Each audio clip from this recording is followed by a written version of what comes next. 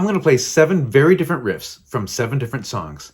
We're going to see what they all have in common. Starting with...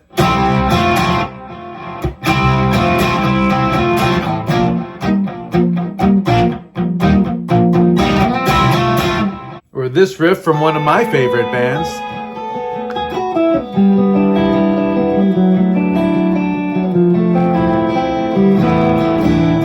Or do you remember that band White Lion? Vito Bratta on guitar? Wait,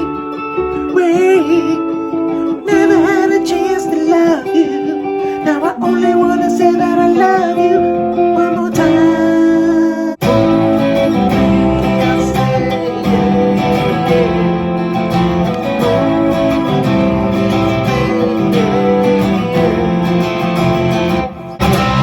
Or what about this one?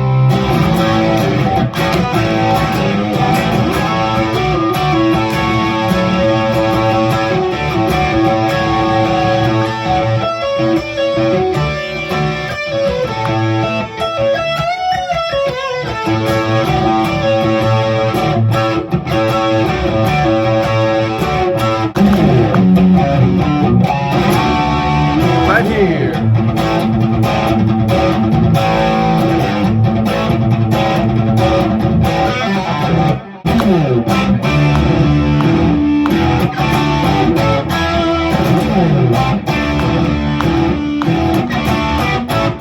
They all use triads, major triads, all played on the 2nd, 3rd, and 4th strings.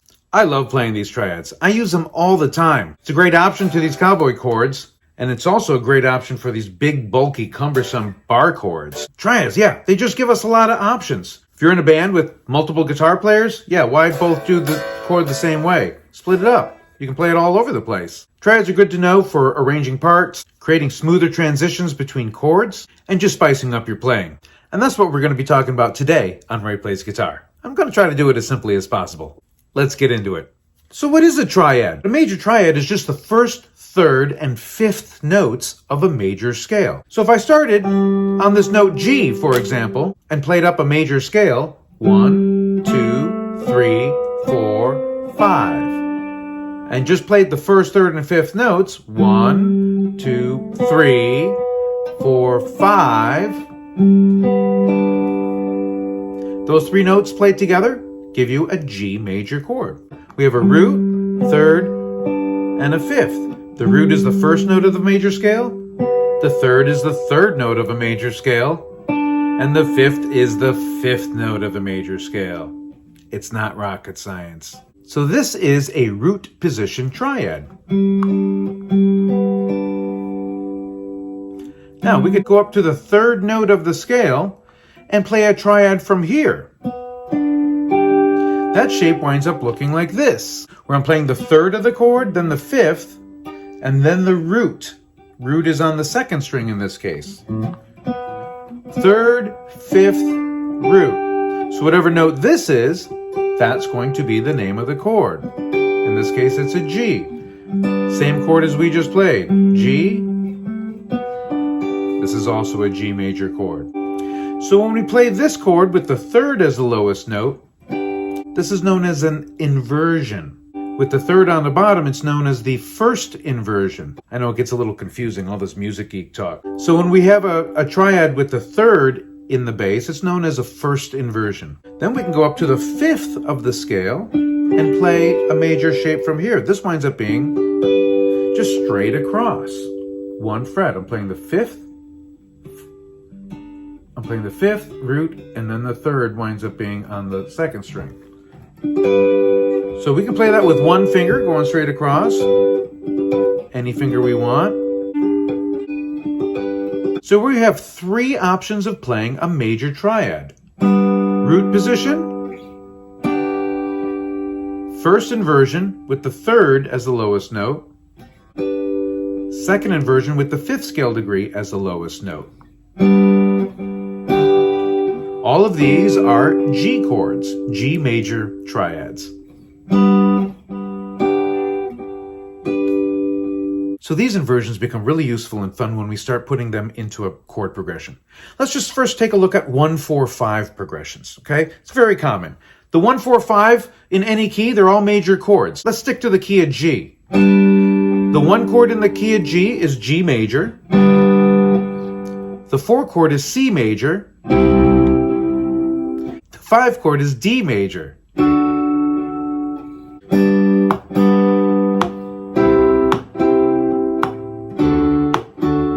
So this is cool.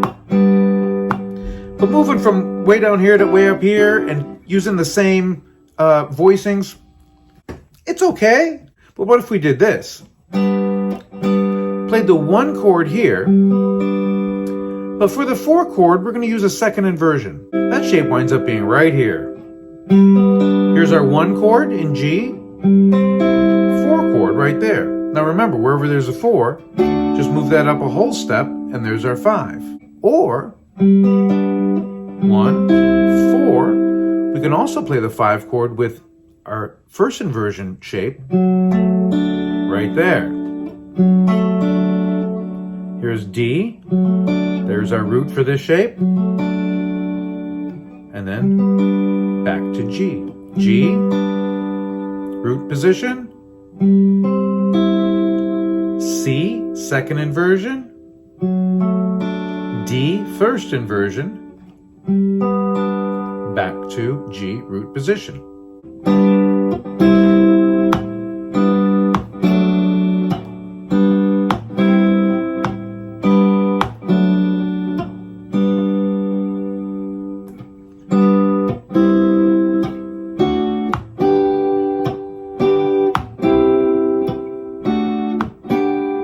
If we start with this triad here, G first inversion, we can get to the 4 chord right there. I just took the 3rd, moved it up a half step. That gives us our root for the 4 chord. Going back to our 1 chord G, to get to the 5 chord, it's just this one here. 1, 4, 1, 5. Let's start with our second inversion. 1 to 4. 1, 5.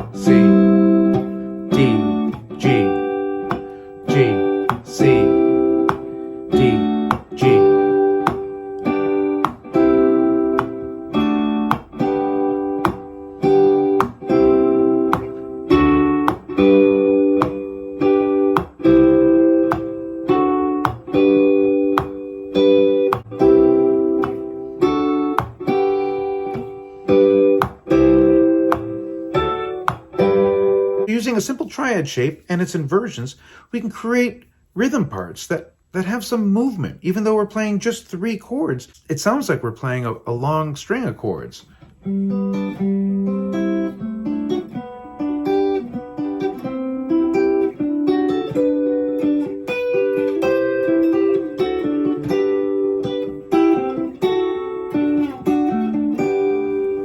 So in the case of Start Me Up,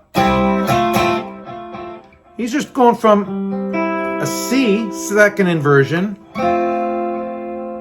to an F first inversion. But this is a classic Keith Richards move, going from this chord to a 4th above.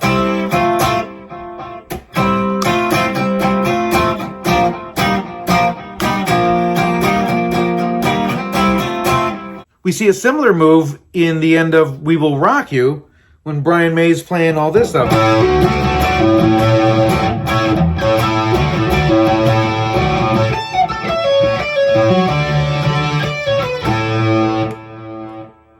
He's just holding this A chord, this A triad on the 14th fret, and then going to this D triad, first inversion, But this is the relationship we see all the time.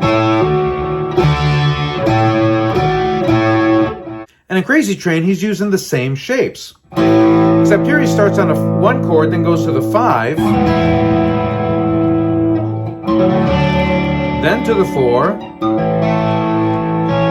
back to the 1, all over this chugging A pedal tone.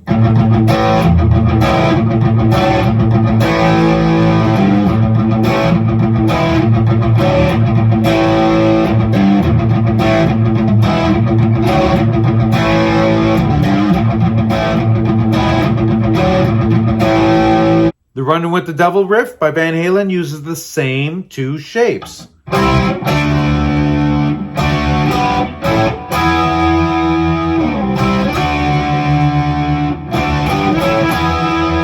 With the same compositional idea of just having a pedal tone with moving triads above it.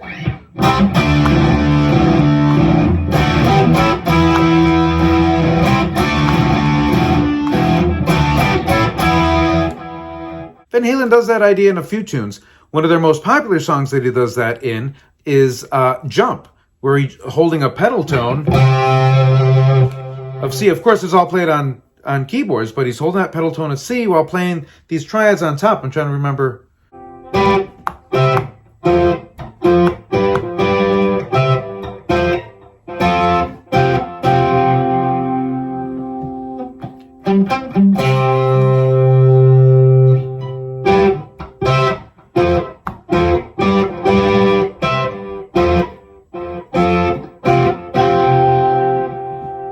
So in Jump, he's just playing G root position to this D, second inversion, F, root position, G, back to C,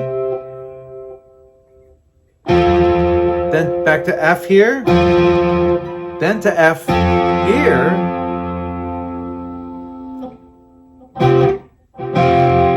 now he ends on this suspended chord. If we take a major chord and take that third and raise it, I'm going to play that with my pinky here. We get a suspended chord. Sounds like it's hanging there. We want to hear it resolve. Doesn't always have to, but... So earlier I mentioned minor, diminished, and augmented triads. What are those? Those are just different qualities of chords, and they all have their own unique sound. To get there, though, let's start from this major triad. If we take this third, now remember, we got a root, third, and fifth. If we take this third and flat it, which means we make it a half step lower, now I'm going to play that with my first finger. First finger is going to play the flat five. First finger is going to play the flatted third and the fifth now. Now I'm playing a minor triad.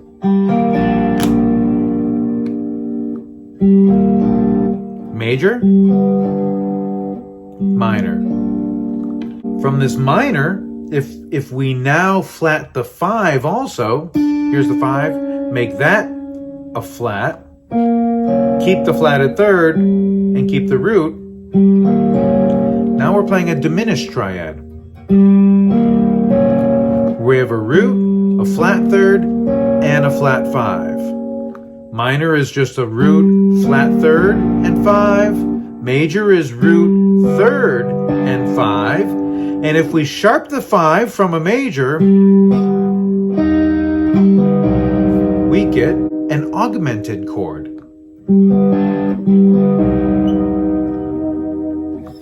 Now we can do this from any one of the inverted triadic shapes. Here's our first inversion. We have a third, fifth, and root. To make this minor, take this third and flat it.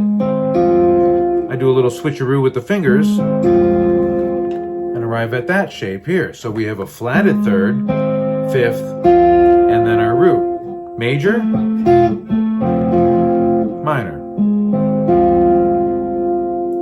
Now if you flat the 5, diminished. Go back to major, sharp the 5, augmented. Doing that from this triad. Second inversion. Fifth, root, third. Take the third and flat it. Now we got a minor triad. Take the fifth and flat it. Now we have a diminished with a flat 5, root, flat third. Minor has a fifth, root, flat third. Major, fifth, root, major third. Augmented, sharp 5, root, third. So those are ways that you can access the other chord qualities. So really, now we know how to play major triads, minor triads, diminished triads, and augmented triads, all up and down the neck along the second, third, and fourth strings. And we can play inversions of all of those chords. That's quite a bit. From a little bit of information, we can access all of these wonderful chords. Well, that was a quick rundown of major triads along the second, third, and fourth strings.